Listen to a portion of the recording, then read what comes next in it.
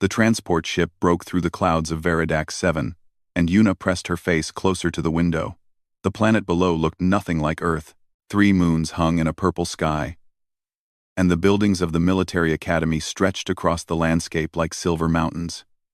She took a deep breath and tried to calm the nervousness in her stomach.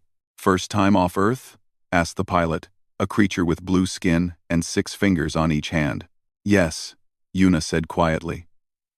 She had trained for years to get here, but nothing could prepare someone for seeing alien worlds for the first time. The ship landed on a platform outside the Galactic Coalition Military Academy. Yuna grabbed her bag and walked down the ramp. The air smelled different here. Sweeter and thinner. Gravity felt almost the same as Earth, which was a relief. She had heard stories about humans visiting high-gravity worlds and barely being able to stand. A tall alien waited at the entrance. He had 4 arms, gray skin covered in scales, and eyes that looked too large for his head. His uniform displayed more medals than Yuna could count. "Corporal Yuna of Earth," he said, reading from a datapad. "I am Chief Administrator Velthun. Welcome to the Academy. You are the 3rd human to attend this institution." "Thank you, sir," Yuna said, bowing slightly. She wasn't sure if that was the right greeting for his species, but he didn't seem offended. "Follow me." All new cadets must complete the combat assessment scan before entering the barracks. They walked through corridors made of some smooth material that seemed to glow with its own light. Other cadets passed them, creatures of every size and shape imaginable. One looked like a walking pile of rocks. Another had wings made of what appeared to be crystal. A 3rd creature floated in the air, surrounded by a bubble of water. They all stared at Yuna as she walked by. She kept her eyes forward and her back straight, the way her grandfather had taught her. The scanning room was small and cold. A booth stood in the center, made of transparent material and covered in blinking lights. Velthun gestured toward it with one of his 4 hands. "Step inside. The scanner will measure your reflexes, reaction time, strength, and combat potential. It is a standard procedure. Every cadet in the academy has been scanned." Yuna entered the booth. The door sealed shut with a hiss. Lights began moving around her body, passing through her clothes and skin. She felt nothing, but the sensation of being watched by machines made her uncomfortable. Numbers and symbols appeared on screens outside the booth. Velthun watched them with 2 of his eyes while the other 2 remained focused on Yuna. Then, something changed. The lights inside the booth began flashing red. An alarm sounded, not loud, but steady and insistent. The screens outside went blank. Then words appeared in large letters. "Unknown combat rating. Error. Classification impossible." Velthun's scales rippled, which Yuna would later learn meant confusion. He tapped at a control panel with all 4 hands, but nothing changed. The error message remained. "This is highly unusual," he muttered. "The scanner has never failed before." The booth door opened, and Yuna stepped out. "Is something wrong?" "A technical problem, nothing more." Velthun made a note on his datapad. "I will assign you a provisional rating of Class D until we can repair the equipment. This is the standard beginning level for most species. Class D. The lowest rating in the academy." Yuna said nothing, but she felt the weight of that designation. She had not come all this way to be labeled as weak before she even began training. Velthun led her to the barracks. Inside, rows of beds lined the walls, each designed for different body types. Some were large enough for creatures 3 times Yuna's size. Others were small pods filled with liquid. Her assigned bed was simple, just a flat surface with a thin mattress. Another human sat on the bed next to hers. He looked up and smiled when he saw her. "Another human. I'm Jiho," he said, standing and offering his hand. He was taller than Yuna, with broad shoulders and the kind of relaxed confidence that came from years of training. "Yuna," she replied, shaking his hand. "They give you Class D too?" Jiho asked. "The scanner malfunctioned. You?" "Same thing. Scanner went crazy. Showed errors. Gave me Class D." He laughed, but there was frustration in his voice. "I spent 8 years in special forces back home, fought in situations these academy types couldn't imagine, But here, I'm bottom of the barrel. Before Yuna could respond, another cadet approached. This one had skin that looked like colored glass, shifting between blue and green as it moved. 2 arms, 2 legs, but its face had features arranged in ways that seemed almost human, but not quite. "I am Taeyang," the creature said in a voice that sounded like wind chimes. "You are the new humans, yes? I have read about your species. Your planet has only 1 moon and 1 sun. How strange that must be. It's what we're used to," Jiho said with a friendly smile. "You will find life here difficult," Taeyang continued, though its tone seemed sympathetic rather than cruel. "Humans are soft. No natural armor. No venom. No enhanced senses. But perhaps you will surprise us." Other cadets began gathering around, curious about the new arrivals. Yuna heard whispers in languages she didn't understand. Some pointed at her hands, probably noting the lack of claws. Others seemed fascinated by human skin, which had no scales or fur. A door at the end of the barracks slammed open. The room fell silent. A massive creature entered, easily 8 feet tall, with dark red skin and muscles that seemed carved from stone. Scars covered its arms and chest. Its face was hard and angular, with yellow eyes that swept across the room like searchlights. "I am Instructor Rakthis," the creature announced in a voice that made the walls vibrate. "I teach combat at this academy. For 20 years, I have trained the finest warriors in the Coalition. I have also watched weaklings fail and return to their soft worlds in shame." His eyes stopped on Yuna and Jiho. "Humans," he said, and the way he spoke the word made it sound like an insult.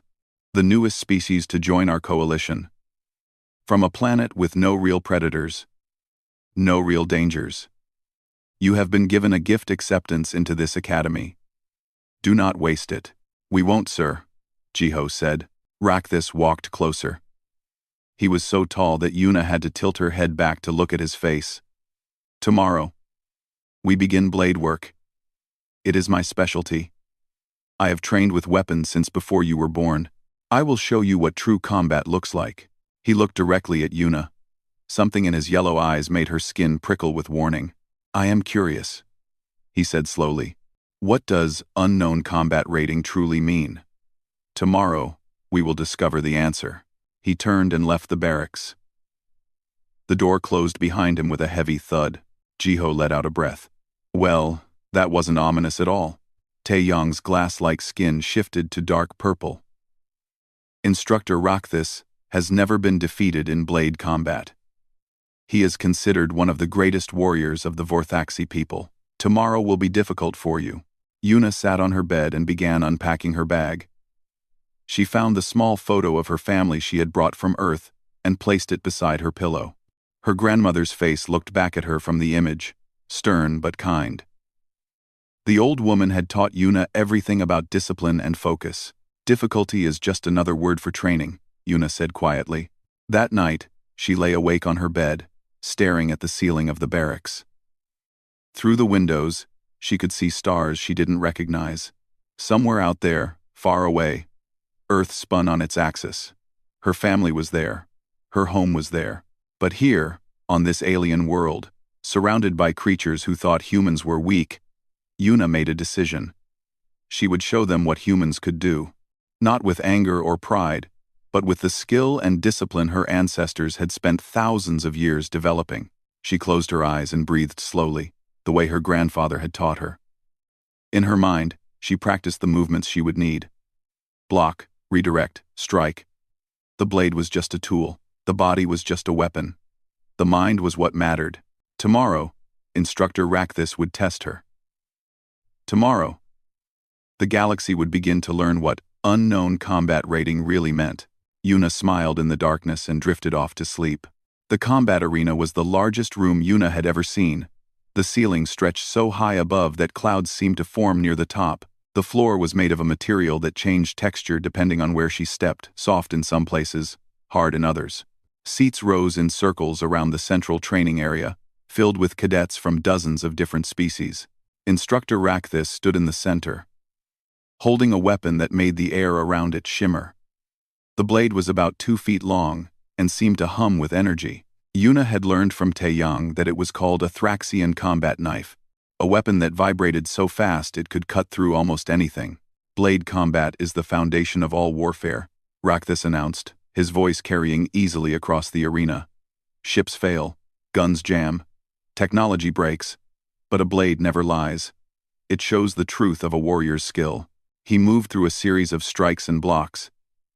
And even from a distance, Yuna could see the perfection in his movements. No wasted motion. No hesitation. He had spent decades mastering this weapon, and it showed. Who wishes to face me first? Rakthis asked. A cadet from the front row stood up. The creature had 6 legs and arms covered in natural armor that looked like metal plates. It grabbed a training blade from the weapon rack and entered the combat area. The match lasted 15 seconds. Rakthis moved like lightning, his blade finding every gap in the cadet's defense. Within moments, the training blade went flying across the arena, and the 6-legged cadet stood frozen with Rakthis's weapon pressed gently against its throat. Too slow, Rakthis said. Next, 5 more cadets tried. 5 more lost their weapons within seconds.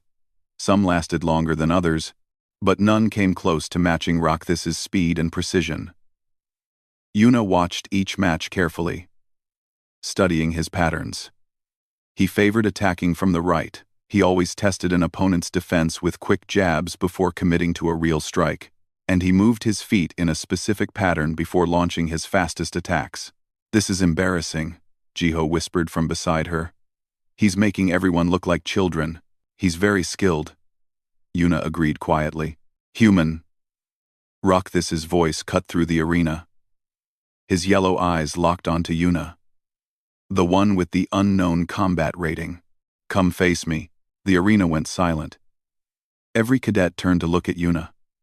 She could feel their curiosity, their doubt, their assumption that she would fail like all the others. Some of them had probably never seen a human before today.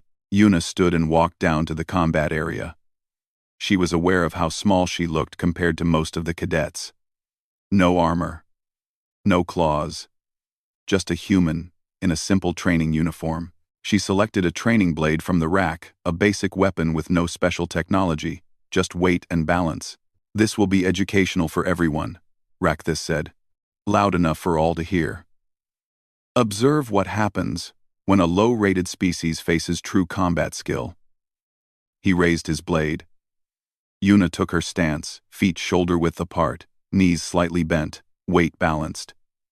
It was the stance her grandmother had taught her, passed down through generations of her family, a stance designed not for power, but for movement and adaptation. Begin, Rakthis said. He moved fast, faster than any of the previous demonstrations. The Thraxian blade cut through the air toward Yuna's shoulder. A killing strike.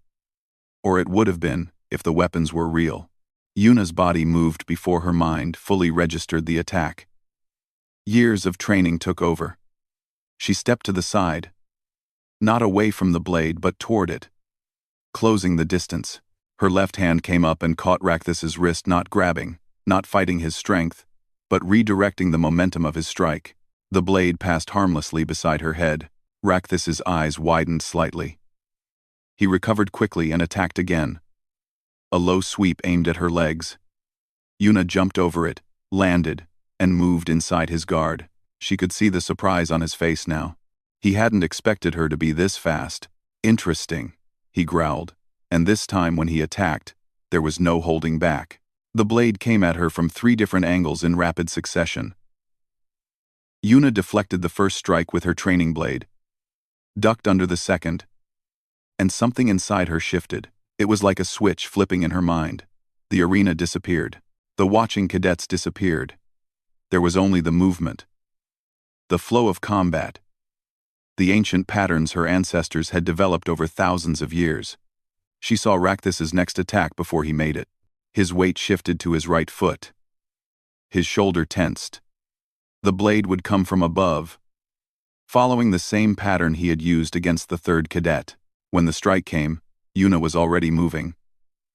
She stepped forward instead of back, moving into the space where Rakthus's blade couldn't reach. Her right hand came up and caught his wrist, her left hand pressed against his elbow. She twisted, using his own momentum and strength against him. The Thraxian combat knife fell from his grip. Yuna's hand shot out and caught it.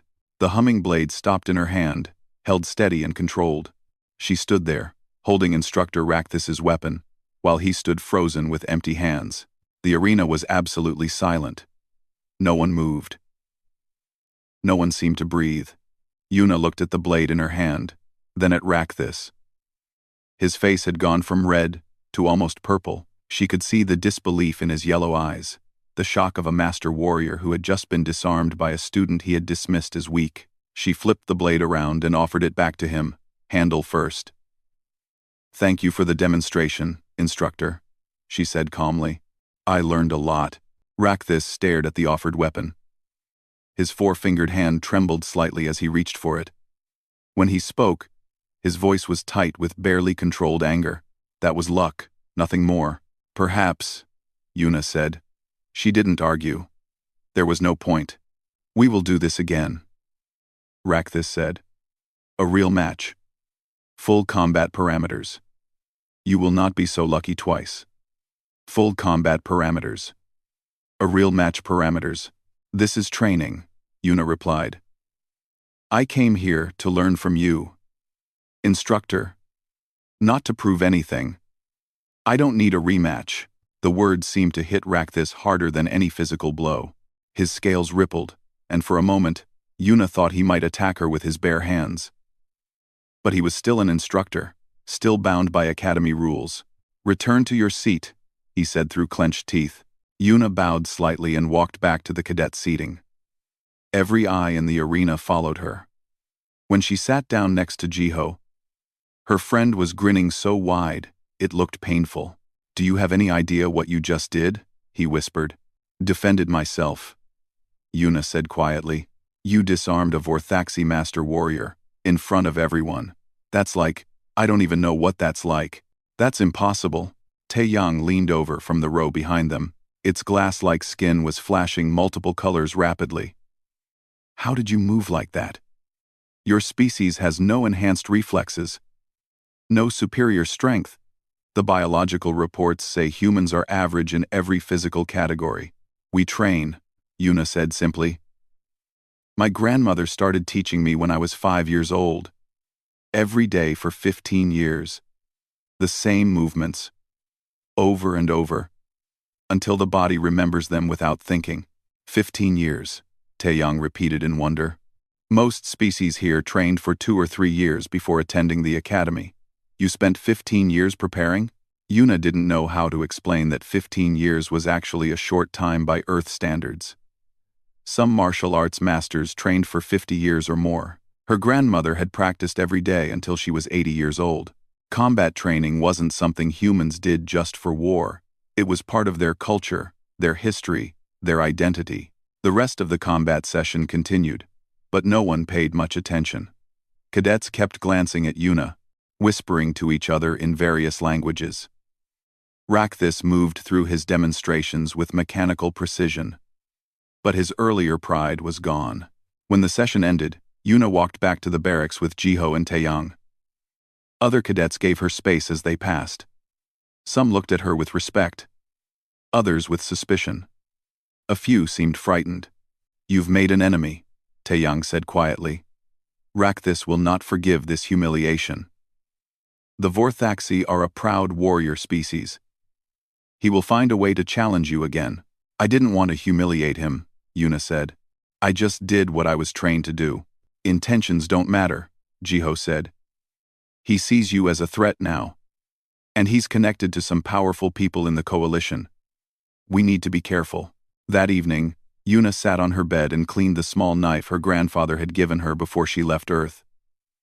It wasn't a weapon, just a simple folding blade meant for cutting rope or opening packages, but it reminded her of home. Her datapad beeped. A new message had arrived, marked with high-level encryption codes. Yuna opened it carefully. The message was short. "We know what the scanner detected. We need to talk about Earth's history. Meet me at coordinates 7 Alpha tomorrow, at 0600 hours. Come alone. Commander Nari.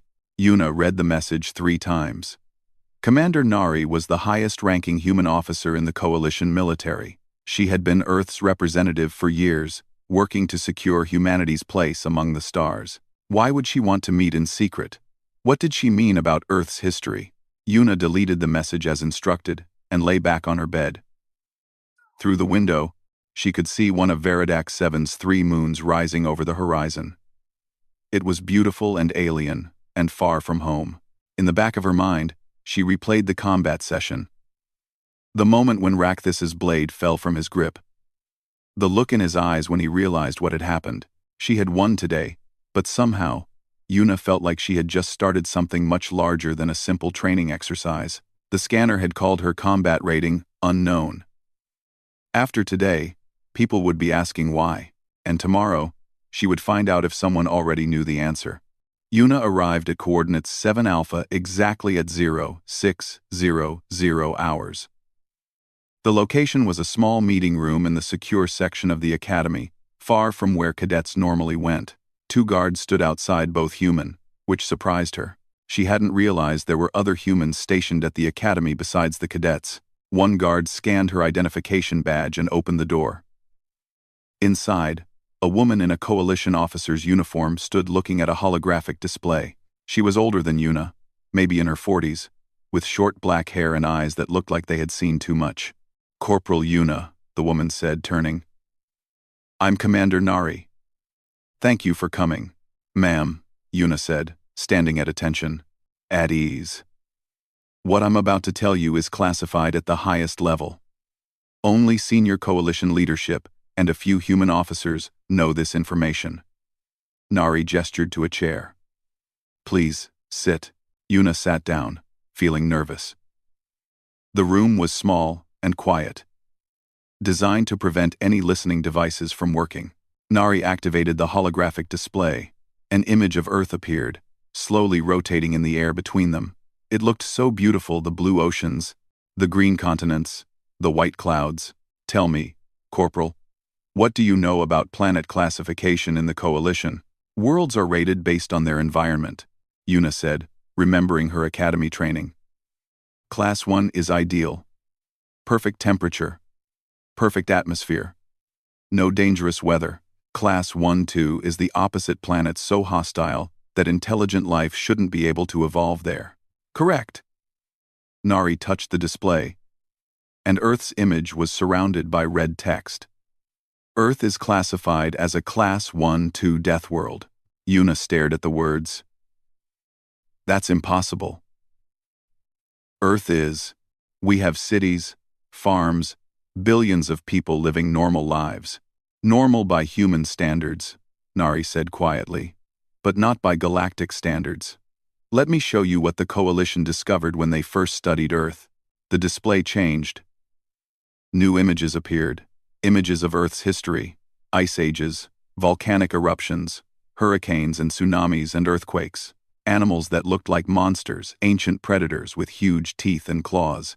Earth has experienced 5 major extinction events, Nari explained. Events that wiped out most life on the planet. It has deadly weather patterns that can destroy entire cities. Diseases that killed millions. And animals. Earth had animals that were specifically evolved to hunt and kill. Every planet has predators, Yuna said. Not like Earth. Nari pulled up comparison charts. Look at this.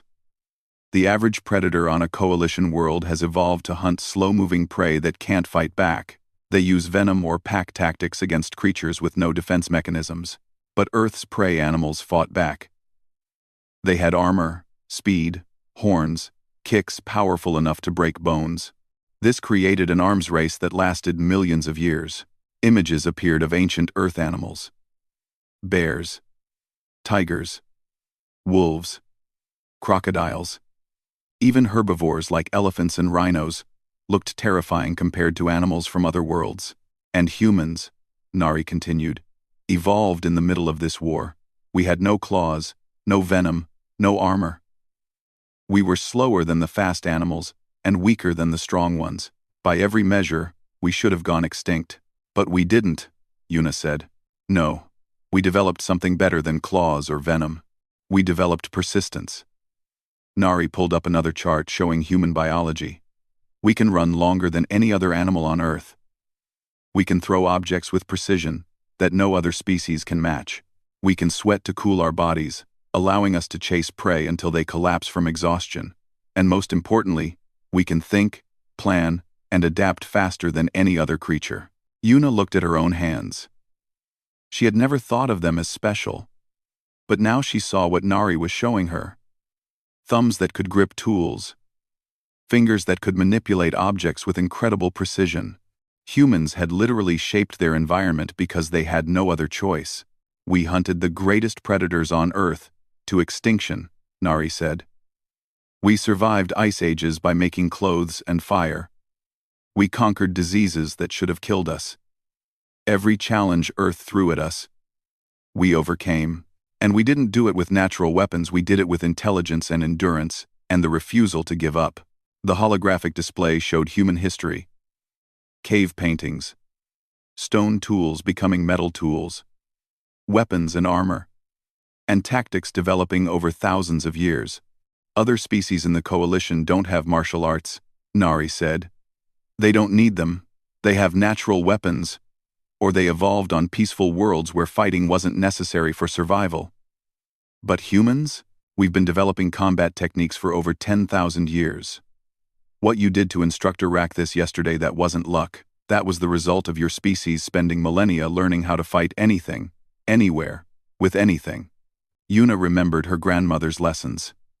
The old woman explaining that every technique had been tested in real combat, refined over generations, passed down through families. Yuna had thought it was just tradition. Now, she understood it was survival knowledge. Coded into human culture. The scanner didn't malfunction, she said quietly. No, Nari confirmed. It detected markers in your biology that don't exist in any other coalition species. Persistence predator indicators. Pack hunting social structures. Tool use adaptability. And most concerning to the scanner's programming, the biological signs of a species that has been in constant warfare with its own environment for millions of years. The unknown combat rating. The scanner couldn't classify you because you're outside its parameters. It was designed to measure species that evolved with natural weapons against natural prey. Humans are something else entirely. We're what happens when the weakest creature on a deadly world becomes the dominant species through pure determination. Yuna felt like the ground was shifting under her feet. Everything she knew about humanity's place in the galaxy was wrong. They weren't weak newcomers grateful to join the coalition. They were survivors from a world that had tried to kill them for millions of years. Why are you telling me this? She asked. Nari's expression darkened. Because you've been noticed. What you did yesterday is being analyzed by every military intelligence division in the coalition. They're asking questions. How did a low-rated species disarm a master warrior? What else can humans do that we haven't told them about? We haven't hidden anything, haven't we? Nari pulled up more files. When Earth joined the coalition, we downplayed our military history. We didn't tell them about the world wars. We didn't explain that human civilization has been in nearly continuous armed conflict for its entire existence. We presented ourselves as peaceful explorers, eager to learn from more advanced species. Because we are peaceful, Yuna protested. We want to be part of the coalition, not feared by it. I know. But now there's a problem. Nari's fingers moved across the display, bringing up images of coalition officials. One face stood out. A creature with multiple eyes and skin like polished stone. This is Director Velcom. He leads a faction called the Hierarchy, a political group that believes certain species are naturally superior and should lead the coalition. Supremacists, Yuna said. Yes, and they've discovered Earth's true classification. They're arguing that humans are dangerous, that we infiltrated the coalition by hiding what we really are. They want Earth expelled before we can contaminate coalition society with our violent nature. That's insane. We're not violent. Aren't we? Nari asked gently. Be honest, Yuna. When Rakthis attacked you yesterday, what did you feel? Yuna thought back to that moment. The blade coming at her, the shift in her mind. I felt focused, ready. Most species would have felt panic, terror, the biological urge to flee. But humans? Nari smiled sadly. We feel focus. We've been bred by Earth itself to face danger head-on. That's what makes us dangerous to people like Velcom. Not that we're violent, but that we don't fear violence the way other species do. The door opened. Jiho entered, looking surprised to see Yuna. You asked me to come here, ma'am? He said to Nari. Yes. Corporal Jiho, please sit. You need to hear this too. Nari explained everything again while Jiho listened with growing amazement. When she finished, he let out a long breath. So, the scanner failures for both of us, he began. Weren't failures, Nari finished. You both registered as biological impossibilities. Creatures that shouldn't exist according to the Coalition's understanding of evolution. What do we do? Yuna asked. The Academy holds a grand tournament next week. It's a major event, broadcast across Coalition space. Species use it to demonstrate their strength and skill. Nari looked at both of them seriously. The hierarchy is putting pressure on Rakthis. They want him to challenge you, Yuna, to a sanctioned death match during the tournament. If you refuse, they'll claim humans are cowards. If you lose, they'll use it as evidence that humans are weak and unworthy. And if you win, they'll say we're dangerous, Yuna finished. Exactly. It's a trap with no good outcome. Nari closed the holographic display. I can get you both off-world before the tournament. Return you to Earth. No one would blame you for avoiding an impossible situation. Jiho looked at Yuna. She looked back at him. They didn't need to speak. They both knew what the other was thinking. No, Yuna said. We stay. If I put you in this tournament, you might die, Nari warned. If we run, humanity looks weak forever, Yuna replied. The hierarchy wins. Earth becomes the species that couldn't handle real competition. And if we fight and win, Jiho added, we show them what humans can really do. Not as monsters or cowards, but as equals. Nari studied them both for a long moment. Then she nodded slowly. Your grandmother would be proud, she said to Yuna. She understood what it meant to be human, to face impossible odds and fight anyway. You knew my grandmother? Yuna asked in surprise. I trained with her, many years ago. She taught me that strength isn't about winning. It's about standing up when falling down would be easier. Nari stood. The tournament begins in 7 days. I'll register you both. Train hard, and remember you're not just fighting for yourselves. You're fighting for every human who will come after you. As Yuna and Jiho left the secure room, the weight of what they had learned pressed down on them. They weren't just cadets anymore. They were representatives of a species the galaxy had underestimated, and in 7 days, the whole coalition would be watching to see what humans were really made of. The grand tournament transformed the Academy. Banners from 47 different worlds hung from the buildings. Ships arrived daily, carrying spectators from across the galaxy. The combat arena had been expanded to 3 times its normal size, with seating for over 50,000 beings. Yuna spent the week training. Not dramatic training with weapons and shouting, but quiet, focused practice. Every morning before dawn, she moved through the forms her grandmother had taught her. Every evening, she meditated and visualized each possible fight. Jiho trained alongside her, and gradually, other cadets began joining them. Taeyang was the first. The glass-like being watched Yuna's movements with fascination, trying to understand how someone without natural weapons could be so dangerous. You make it look like dancing, Taeyang said one morning. In a way it is, Yuna replied, moving through a blocking sequence. Combat is about rhythm. Knowing when to move, when to wait, when to strike. Like music, but with bodies. My species has no concept like this. We evolved on a peaceful world. Fighting is foreign to us. Then, you're lucky, Yuna said. And she meant it. I wish humans had evolved somewhere peaceful. But we didn't. So we learned to adapt. News of the Death World humans had spread through the academy. Some cadets looked at Yuna and Jiho with fear now. Others with respect.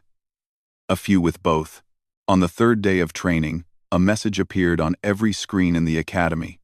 It was from Director Velcom and the hierarchy. They had released Earth's classification publicly, along with edited footage of Yuna disarming Rakthus. The message was clear. Humans had hidden their true nature. They were predators who had infiltrated the coalition under false pretenses. The tournament would prove whether they deserved to remain or should be expelled back to their dangerous world. They're making you the villain, Jiho said, reading the message. Look at how they edited that video. They made it look like you attacked Rakthus unprovoked. People believe what they want to believe, Yuna said calmly. She had learned long ago not to worry about things she couldn't control.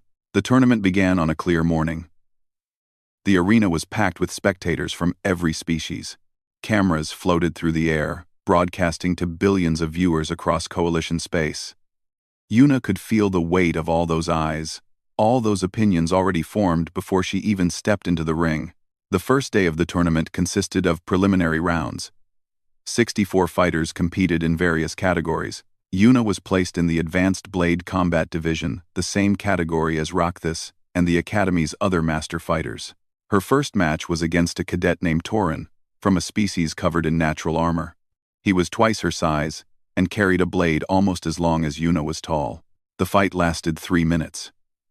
Yuna didn't try to overpower Torin, that would have been impossible. Instead, she moved around him, staying just out of reach, letting him tire himself out. When he finally overcommitted to an attack, she stepped inside his guard and struck 3 precise points on his arm. The blade fell from his suddenly numb fingers. The crowd made a sound that might have been approval or might have been surprise. Yuna couldn't tell. Jiho fought in the Tactical Combat Division. His match was different from Yuna's, less about blade work and more about strategy and endurance. His opponent was faster and stronger, but Jiho simply refused to give up. He took hits that should have ended the fight, got back up, and kept coming. After 12 minutes, his opponent collapsed from exhaustion. Jiho, bloody and bruised, was still standing. Humans don't quit, he told the cameras afterwards. It's not in our nature. The second day brought harder matches. Yuna faced a warrior from the Keltharis species, 6-armed beings, known for their speed. The fight was a blur of motion, blades moving so fast they were almost invisible. Yuna lost 2 inches of hair to a strike that almost took her head off, but she had watched this opponent's earlier match. She knew the Keltharis always attacked in a specific pattern. 3 strikes from the right arms, 2 from the left, then a finishing blow from the center. It was ingrained in their combat style, taught to every warrior of their species. Yuna waited for the pattern. When it came, she was ready. She blocked the 3 right strikes, dodged the 2 left strikes, and when the center arms came forward for the finish, she wasn't there anymore. She had already moved inside his guard, her blade touching his throat. The Keltharis warrior's 6 eyes went wide with shock. Then, slowly, he lowered his weapons and stepped back in surrender. The crowd's reaction was mixed. Some cheered, others booed. Yuna heard someone in the stands shout, "Predator," like it was a curse word. By the third day, both Yuna and Jiho had advanced to the semi-finals. The entire galaxy was watching now. Commentators debated whether humans were displaying legitimate skill or just using Deathworld tricks that gave them unfair advantages. "They act like we chose to evolve on Earth," Jiho said bitterly, watching the broadcasts in their barracks. "We didn't ask for any of this." "Does it matter?" Yuna asked. "We are what we are. Fighting about it won't change anything." Palm. Jiho's semi-final match was brutal. His opponent was a Thravian commander, a species known for tactical brilliance. The fight wasn't just physical, it was mental. Every move was a chess game. In the end, Jiho won by doing something his opponent never expected. He threw his weapon away and fought hand to hand. The Thravian, trained to fight armed opponents, didn't know how to respond to someone who turned their own body into the weapon. Jiho won with a chokehold that put his opponent peacefully to sleep. Yuna's semifinal was against Daehan, a massive Vorthoxy warrior the same species as Rakthis. Daehan was a champion, undefeated in 50 matches. He was 9 feet tall, covered in scars, and his yellow eyes promised violence. The fight began, and Daehan came at her like a hurricane. His strikes had enough force to break bones, and his reach was twice hers. Yuna couldn't match his power, so she didn't try. She moved like water around rocks, always flowing, never stopping, never where the attacks expected her to be. 4 minutes into the fight, Daehan's breathing became heavy. 6 minutes in, his attacks slowed. 8 minutes in, he was clearly tired, but he was still dangerous, and one lucky strike could end everything. Yuna waited for her moment. It came when Daehan raised his blade for an overhead strike. For just a fraction of a second, his knee was exposed. Yuna's kick was precise and surgical. She heard something crack. Daehan's leg gave out. He fell to one knee, roaring in pain. His blade dropped. Yuna's blade touched his throat. "Yield," she said quietly. Daehan looked at her with a mixture of pain and respect. Slowly, he nodded. "I yield." The crowd erupted. Not all cheers, there were angry shouts too. Someone threw something into the arena. Security had to intervene, but Yuna had won. She was in the finals. That evening, the hierarchy released another statement. They published Earth's full military history, the wars, the conflicts, the weapons humans had developed. They showed footage of human warfare throughout history and asked the galaxy a simple question. Is this what we want in our coalition? Nari came to the barracks that night. She looked tired and worried. "Rakthis is in the finals with you," she told Yuna. "He destroyed every opponent in his bracket. The hierarchy has been coaching him, studying your techniques. Tomorrow's fight won't be like your first encounter." "I know," Yuna said. "You can still withdraw. No one would blame you. He's one of the finest warriors in the galaxy." "And I'm a human from a death world," Yuna replied. "Apparently, that should mean something." Nari smiled sadly. "Your grandmother used to say something. A true warrior knows when to fight and when to show mercy. I never understood what she meant until I met you. You're not fighting to prove humans are strong. You're fighting to prove we're wise." "I'm fighting because it's the right thing to do," Yuna said. "For Earth. For everyone who comes after us." That night, Yuna lay in her bed and thought about tomorrow. She thought about her family on Earth, watching from billions of miles away. She thought about her grandmother, who had taught her that true strength wasn't about winning. It was about standing up for what mattered. The finals would be broadcast to every world in the coalition. Billions would watch a small human face, one of the galaxy's greatest warriors. Some hoped she would win. Others hoped she would lose. Many just wanted to see what would happen when a Death World predator faced a civilized warrior. Yuna closed her eyes and practiced the breathing exercises her grandfather had taught her. Calm, focus, awareness. The outcome didn't matter as much as how she faced it. Tomorrow, she would step into that arena and show the galaxy what humanity really was. Not monsters. Not cowards. Just people who had learned to survive on a world that never stopped testing them. And maybe, just maybe, that would be enough. Through the window, she could see the 3 moons of Veridax 7 rising into the purple sky. They were beautiful and alien. Nothing like Earth's single moon. But they still reminded her of home. No matter where in the galaxy she went, she would always carry Earth with her. Its lessons, its struggles, its determination to survive. She fell asleep thinking about her grandmother's final lesson. The strongest steel is forged in the hottest fire. Earth made us strong. Now we must show them what that strength really means. The arena was louder than Yuna had ever heard it. Every seat was filled. Beings from across the galaxy had gathered to watch the final match of the grand tournament. Cameras floated everywhere, their lights casting strange shadows.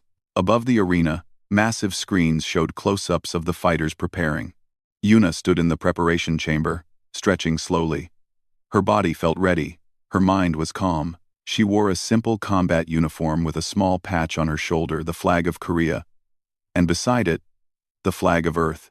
Someone had told her it was inappropriate to display national symbols, but she had kept them anyway. She was fighting for more than just herself. Jiho entered the chamber. He had a medical patch over one eye from his own tournament matches, but he was smiling. "Big crowd out there," he said. "I think half the galaxy showed up." "They want a show," Yuna replied. "Give them a good one." Jiho put his hand on her shoulder. "Remember, no matter what happens today, you've already proven what needed to be proven. Everyone who watched you fight this week knows humans aren't weak. But do they know we're wise?" Yuna asked. "That's what matters." A tone sounded. 5 minutes until the match began. In the other preparation chamber, Rakthis was going through his own routine. Yuna couldn't see him, but she could imagine him there, checking his weapons, reviewing his strategies, preparing for victory. The hierarchy had invested everything in his success. If he won, humans would be seen as frauds who got lucky once. If he lost, Yuna didn't let herself think about that. She focused on her breathing instead. The announcer's voice boomed across the arena, speaking in the common tongue that all coalition species understood. The final match of the grand tournament. In the red corner, Instructor Rakthis of the Vorthaxi people. 20 years undefeated. Master of blade combat. Champion of 3 previous tournaments. The crowd roared. Rakthis entered the arena, wearing ceremonial armor that gleamed under the lights. He carried 3 blades, all Thraxian combat knives, all humming with molecular vibrations. He raised his weapons, and the crowd roared again. And in the blue corner, the announcer continued, and Yuna heard the uncertainty in his voice. "Corporal Yuna of Earth, cadet of the Academy, first human to reach the tournament finals." The crowd's reaction was mixed. Cheers and boos blended together into a wall of sound. Yuna entered the arena.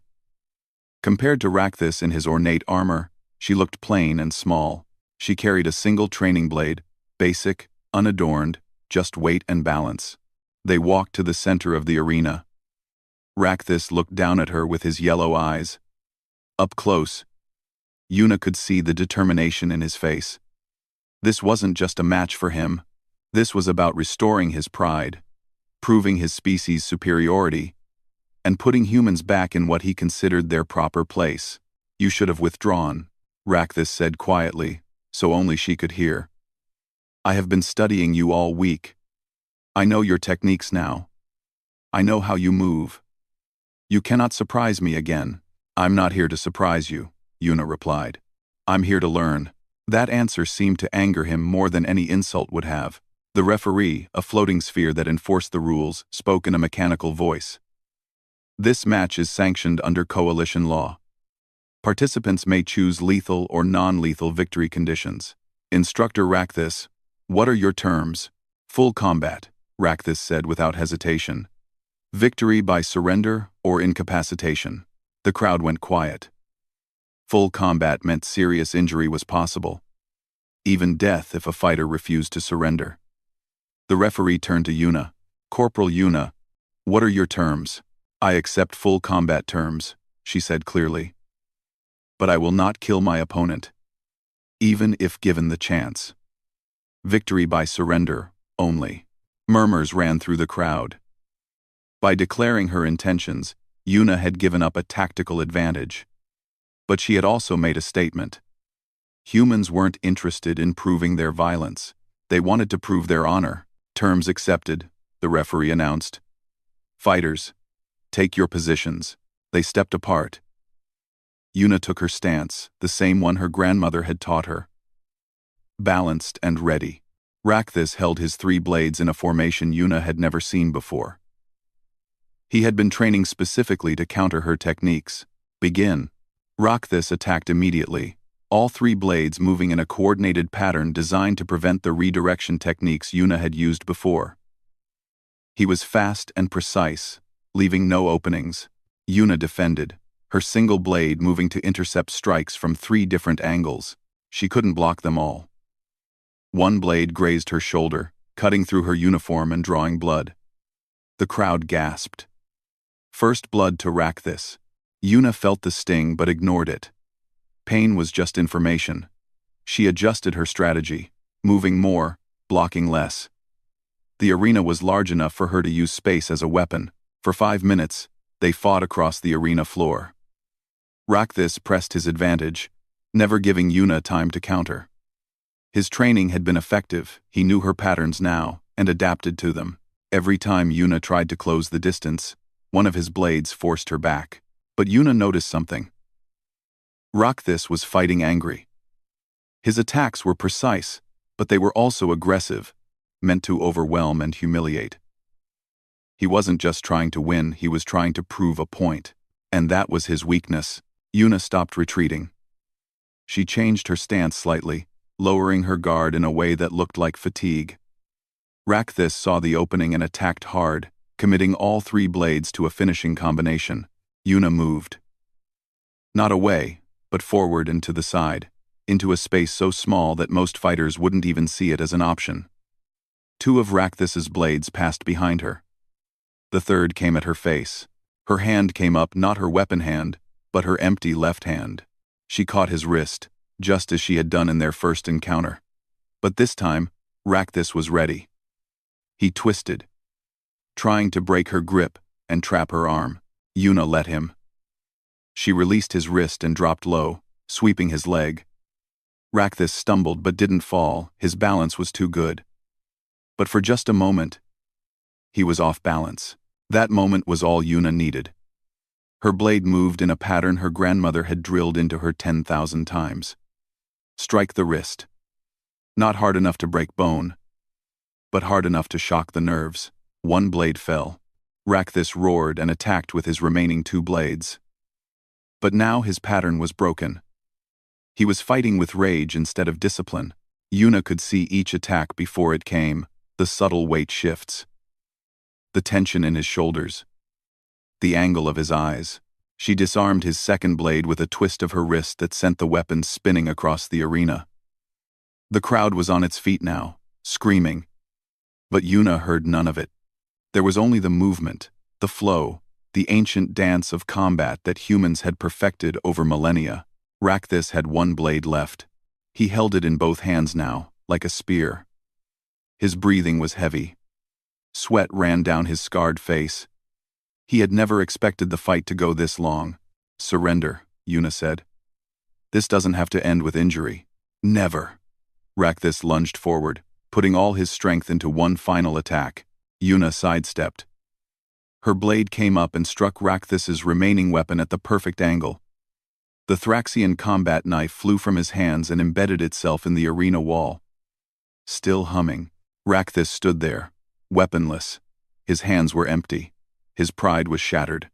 The greatest warrior of the Vorthaxi people had been disarmed by a human from a species that supposedly had no natural combat ability. Yuna raised her blade. The crowd went silent. Everyone knew what came next. By the rules of full combat, she could strike. Rakthis was defenseless. Yuna looked at her blade, then at Rakthis. Then she did something that no one expected. She threw her weapon aside. It clattered across the arena floor, sliding to a stop at the referee's position. Yuna stood before Rakthis, unarmed, and extended her hand. "A true warrior knows when to fight," she said, loud enough for the arena to hear, "and when to show mercy. I didn't come here to defeat you, Instructor. I came to learn from you. Everything you taught me this week made me better. I hope now we can learn from each other." Rakthis stared at her extended hand. His yellow eyes were wide with shock. In Vorthaxi culture, extending a hand to a defeated enemy was the highest form of respect, acknowledging them as an equal, not a conquered foe. Slowly, his scarred hand reached out and grasped hers. The crowd erupted. Not with boos or uncertainty, but with genuine cheers. What they had witnessed wasn't just a fight, it was a demonstration of something the galaxy had rarely seen. Strength combined with wisdom.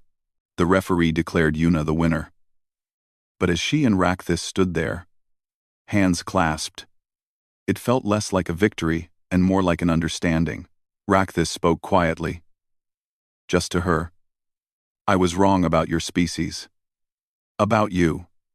Strength without wisdom is just violence. You showed me the difference today." "You taught me that lesson, Instructor," Yuna replied. "You pushed me to be better. That's what teachers do." Jiho ran into the arena and hugged Yuna so hard he lifted her off the ground. Taeyang followed, its crystalline body flashing every color in celebration. Other cadets joined them, not just humans, but beings from dozens of species who had watched Yuna fight with honor all week. In the stands, Commander Nari watched with quiet satisfaction. Director Velcom and the hierarchy had lost. Not because humans had proven themselves violent, but because they had proven themselves wise. The galaxy had seen what Earth really produced. Not monsters, but warriors who knew when to fight and when to show compassion. Over the following weeks, everything changed. The Academy updated its combat rating system. When a human was scanned now, it read, "Combat rating. Human, Death World Adaptive Combatant." But more importantly, it noted, "Recommended for advanced training in tactics, endurance warfare, and conflict resolution." Earth was asked to establish combat training programs for the coalition military. Not to teach violence, but to share the thousands of years of martial wisdom humanity had developed. Humans were uniquely qualified. They had learned to fight everything on their world and then learned when not to fight at all. Yuna was promoted to junior instructor. Her first class was a mixed group of cadets from 15 different species. As she stood before them, she thought about her grandmother, her grandfather, and all the ancestors who had survived Earth's challenges and passed their knowledge forward. "Today, I'm going to teach you the most important lesson I've learned," Yuna began. "Humans evolved on a world that tried to kill us every single day. We learned to fight, to endure, to adapt. But the real lesson wasn't how to be dangerous. It was how to be wise enough to know when danger was necessary and when it wasn't." She demonstrated a simple blocking technique, the same one her grandmother had taught her when she was 5 years old. Every technique has been tested in real combat. Every movement has been refined over generations. But all of that skill is worthless if you don't understand why you're fighting in the first place. True strength isn't about defeating enemies. It's about protecting what matters and knowing when to extend your hand instead of your fist. The cadets practiced the movements. Some struggled at first species with natural weapons, found it strange to rely on technique instead of claws or venom. But they learned, just as Yuna had learned from them. That evening, Yuna stood in the observatory, looking at the stars. Earth was out there somewhere. A small blue world in an endless galaxy. A Class 1-2 death world that had produced a species the galaxy had never encountered before. The scanner had been right all along. Humans were unknown not because they were weak or monstrous, but because they represented something new. A species that had fought its way to the top of the food chain without natural weapons. A people who had survived everything their world threw at them and learned wisdom from the struggle. Rakthis entered the observatory.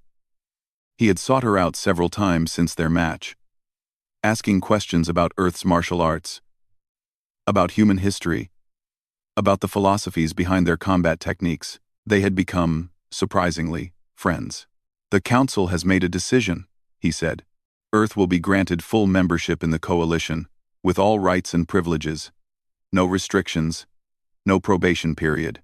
"Because we won a tournament?" Yuna asked skeptically. "Because you showed them what humanity represents. Not just strength, but the wisdom to use that strength properly." Rakthis looked out at the stars. "My species has been warriors for thousands of years. We pride ourselves on combat skill. But watching you fight, I realized we had forgotten something important. We know how to win battles. You humans know why the battles matter in the first place." Yuna smiled. "My grandmother used to say that anyone can learn to throw a punch. The hard part is learning when not to. Your grandmother was a wise person. She was a survivor, like all humans. Like all the people on Earth who fought through ice ages and diseases and dangers that would have killed any other species. We didn't survive by being the strongest or the fastest. We survived by being adaptable, determined, and smart enough to know when to fight and when to show mercy." They stood together in silence, watching the stars slowly move across the sky. Out there were billions of worlds, trillions of beings, and countless stories yet to be told. Humans were now part of that vast cosmic community, not as charity cases or hidden predators, but as equals with something valuable to offer. The scanner had flagged unknown combat rating because humanity was something the galaxy had never seen before. Now, the galaxy knew. Humans were the species that had turned disadvantage into strength, that had learned to survive through intelligence instead of instinct, and that had developed the wisdom to know that true power wasn't about domination, it was about choosing when to fight and when to extend a hand in friendship. And that, Yuna thought as she watched the stars, was a lesson worth sharing with the entire galaxy.